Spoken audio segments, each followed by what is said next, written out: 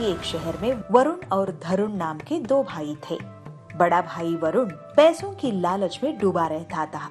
इस दुनिया में पैसे के अलावा कुछ नहीं है, यह उसकी सोच थी। पैसों के लिए वो किसी से भी निष्ठुरता मोल लेता था। मगर छोटा भाई धरुण पैसा ही सब कुछ नहीं है जिंदगी में। पैसे से बढ़कर रिश्ते नाते, दोस्ती, यह सब कुछ है, यह मानता था। कोई भी संकट में उसके पास पहुंचते तो अपने से जो बन पड़ता वो सहायता करके भेज देता था। वरुण अमीरी की जिंदगी गुजारते हुए बहुत अच्छे तरीके से अपने बिजनेस निभाते हुए पैसे कमाता था। मगर छोटा भाई धरुण बिजनेस के उतने ज्ञान न होने के कारण कभी कभार लॉस में आ जाता था। एक बार अपने बिजनेस में लॉस होने के कारण धरुण अपने बड़े भाई वरुण के पास जाके, भाई ये एक बार हमारी मदद कर दे, आगे कभी भी हम पैसों के मामले में आपको तंग नहीं करेंगे, कहता है। तब वरुण कहता है, देखो भाई, तुम्हें तो पता है मुझे पैसा ही सब कुछ है। अगर तुम्हें पैसा दूंगा तो भी धोखा खाएगा और पैसा नहीं दूंगा तो भी धोखा खाएगा। इसलिए पैसा देकर धोखा खाने के बजाय दिए बगैर निष्ठुर होना ही मैं ठीक समझता हूँ। ऐसे कड़क जवाब देते हुए एक मार दो टुकड़े जैसा भाई भाई का संबंध टूट जाने की बात कर देता है। यह बात धरुण की दिल को छू जाती है। फिर भी सारी कड़वाहट सहते हुए अपनी जो बची कुची जायदाद थी उसको बेचकर कर्ज चुका के अपनी पत्नी के साथ एक छोटी सी कुटिया में जाके नई जिंदगी शुरू करता है। इस तरफ बड़ा भाई वरुण पैसे कमाने की मोह में एक कार की जगह 10 कार, 2 घर की जगह 4 घर, 5 बिजनेस की जगह 20 बिजनेस, ऐसे करोड़ों रुपए कमाने लगा। वरुण के पैसों की पागलपन के चक्कर में उसकी बीवी बच्चे तक उसको छोड़ के चले जाते हैं। कोई आए जाए इन सब की चिंता न करते हुए अकेले ही वरुण अपनी जिंदगी बिताना शुरू कर देता है। ऐसे ही सालों बीत गए। ऐसे ही पैसों को देखते देखते एक दिन वरुण के मन में यह आशा जगता है कि अपनी बीवी, बच्चे और भाई को देख ले। उनके लिए खोजता है मगर वो कोई इसे मिलते नहीं है। बहुत पैसा खर्च करके उन सबको ढूंढने की कोशिश भी करता है। वो सब कहाँ है इसकी भनक तक नहीं लगती। उन सब की याद वरुण को सताने लगती है। उसके पास कार है मगर उसके साथ बात नहीं कर सकता। इतनी बड़ी बंगला है मगर उसमें अकेले सोने नहीं हो पाता। भांति भांति पकवान है मगर बैठ के खाने वाला कोई नहीं है। बिजनेस है मगर इसके बाद उसको आगे बढ़ाने वाला बेटा नहीं है। इसी तरह वो मन ही मन मुरझाने लगता है। जिस अकेलेपन को वो प्यार करता था वही अकेलापन उसको खाने शुरू कर देता है। एक दिन सुबह वकील को बुला के अपनी सारी संपत्ति दान में देके चल जाता है। तब वकील, ये सब छोड़ के आप कहाँ जा रहे हो? सुकून को ढूंढते हुए जा रहा हूँ। मेरा भाई, मेरा पत्नी और मेरे बच्चे ही मेरे सुकून हैं, कहते हुए चला जाता है। इस धरती पे हम अकेले जिंदगी नहीं बिता सकते। मैं कहने वाली अकेलेपन से थकने तक चल सकते हैं। हम कहने वाले रिश्ते के साथ हमें थकान होने के बाद भी हाथ जोड़ के आगे बढ़ सकते हैं। एक दूसरे को समझ के जीना ही जिंदगी है। वरदापुरा नाम के एक गांव में रमेश नाम का एक व्यक्ति रहता था।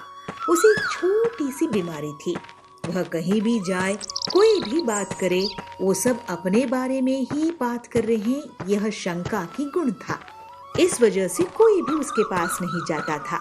वो भी कहीं पे भी आराम से जिंदगी गुजार नहीं सकता था। एक बार उस गांव की मंदिर में एक स्वामी जी आते हैं। उनकी दर्शन लेने के लिए गांव के सारे लोग जाते थे।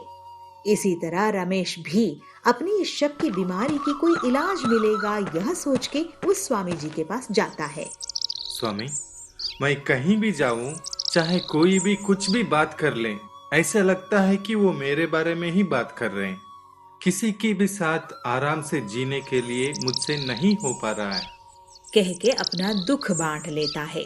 तो वो ऋषि एक प्याले में पानी भर के उसके हाथ में रख देते हैं। तब ऋषि कहते हैं, बेटा, तुम इस भरे हुए प्याले को हाथ में पकड़ के जो कोई भी तुम्हारे बारे में बात करता है उनके पास होके आओ, लेकिन इस प्याले से एक बूंद भी बाहर नहीं टपकनी चाहिए। कह के भेज देते हैं। उसी प्रकार रमेश अपने हाथ में भरी हुई प्याली को लेके एक भी बूंद बाहर झलकने के बिना अपने बारे में जो कोई बात करता है उन सब के इर्द गिर्द एक चक्कर लगा के फिर से स्वामी जी के पास आके बैठ जाता है। स्वामी जी उससे कहते हैं, अब बोलो, किस किस ने तुम्हारे बारे में बात किया? कह के पूछते हैं। तो रमेश कहता है, कहाँ स्वामी जी, हाथ में इस प्याले को पकड़ के और वो भी एक भी बूंद चलके बिना वापस आपके पास आने तक मैंने बहुत साहस किया है। ऐसी हालत में किस किस ने मेरे बारे में क्या क्या बात की, इसके ऊपर कहाँ से मैं ध्यान दूं? कह के पूछता है। उसको स्वामी जी कहते हैं, देखा बेटा, अगर तू अपने आप अपने काम करते हुए श्रद्धा से आगे चलते जाओगे तो तुम्हारे आसपास चाहे कोई भी कुछ भी बात कर ले, कुछ भी कर ले, तुम्हारा ध्यान उस तरफ नहीं भटकेगा। अब जाओ, आज से तुम्हारी बीमारी दूर हो गई है। कह के आशीर्वाद दे के भेज देते हैं। उस दिन से रमेश अपने बारे में, अपने लक्ष्य के बारे में मात्र चिंता करते हुए मेहनत करके काम करने लगा। सबके साथ प्यार से मिलजुल के रहने लगा। हम इधर उधर की बातों पे अपनी ध्यान भटकने न देते हुए सिर्फ अपनी काम पे ध्यान देंगे तो कभी न कभी हम जरूर कामयाब होंगे।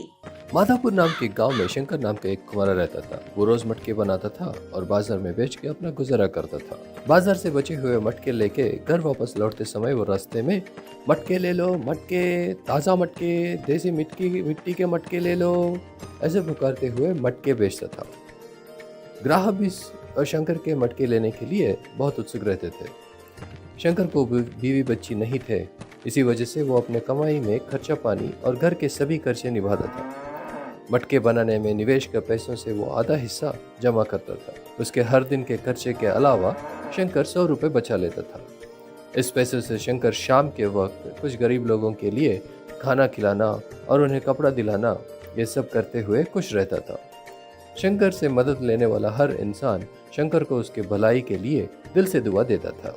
ऐसे ही बरसों बीत गए और शंकर एक बूढ़ा आदमी बन गया। बूढ़ापन के कारण उसे ठीक से नहीं दिखता था और चलना फिरना नहीं होता था, इसलिए एक ही जगह बैठा रहता था। शंकर का हाल चाल पूछने आने वाले लोग बहुत थे।